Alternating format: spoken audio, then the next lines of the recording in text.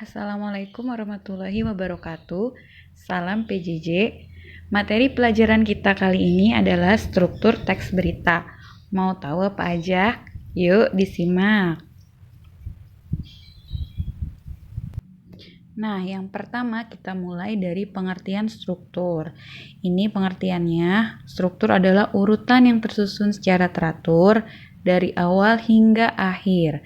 Jadi kata kuncinya adalah struktur itu urutan ya. Jangan lupa kata kuncinya struktur adalah urutan. Mengapa dalam menulis teks berita harus sesuai dengan strukturnya? Karena teks berita itu jenisnya termasuk ke dalam teks non-sastra. Jadi tidak boleh bebas menulisnya, harus mengikuti strukturnya supaya tiap paragrafnya padu dan dapat dipahami. Nah, apa saja sih struktur teks berita?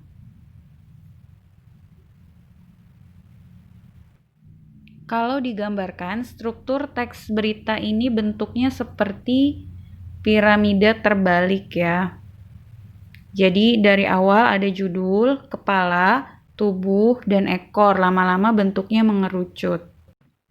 Bagian pertama adalah judul. Kalau kita membaca berita di internet atau media cetak seperti koran, hal yang pertama kita lihat adalah judul.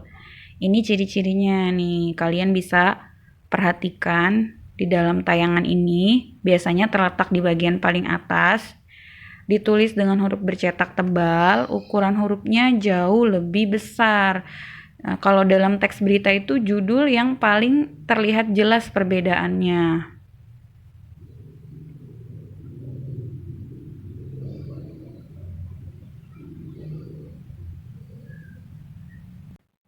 Ini ada contoh judul di salah satu teks berita ya. Nah, itu sudah jelas yang Ibu garis bawahi dengan warna hitam itu yang disebut dengan judul. Ya kan hurufnya bercetak tebal. Bagian selanjutnya adalah kepala berita atau lead. Kalian bisa perhatikan ciri-cirinya dalam tayangan ini.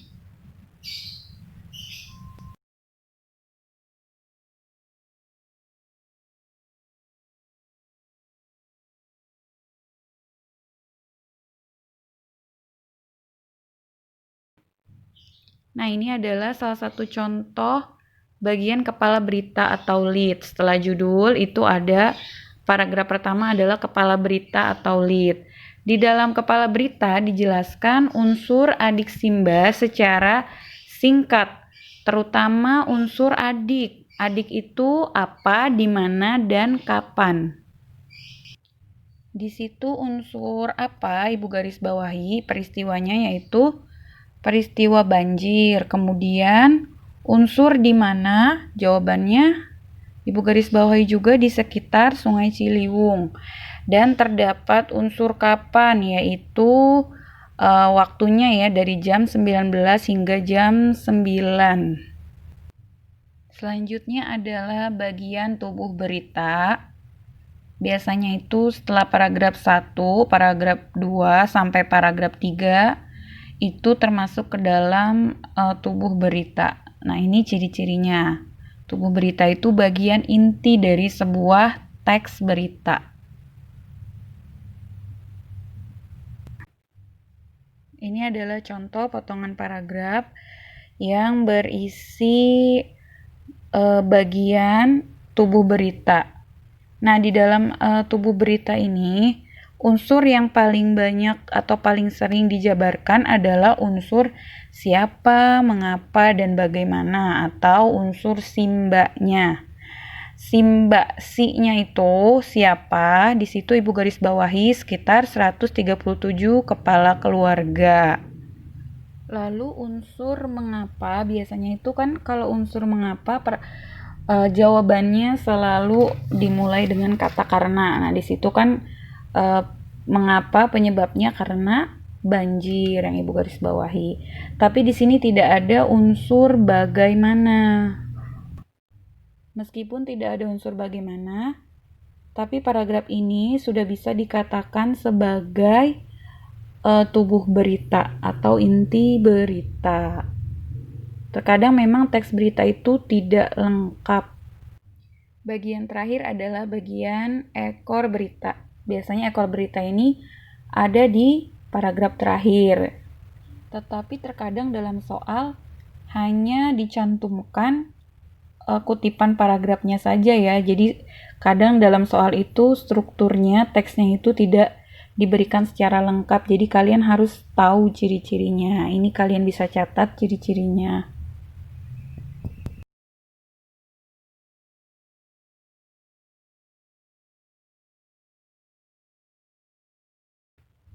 Ini ada contoh kutipan teksnya.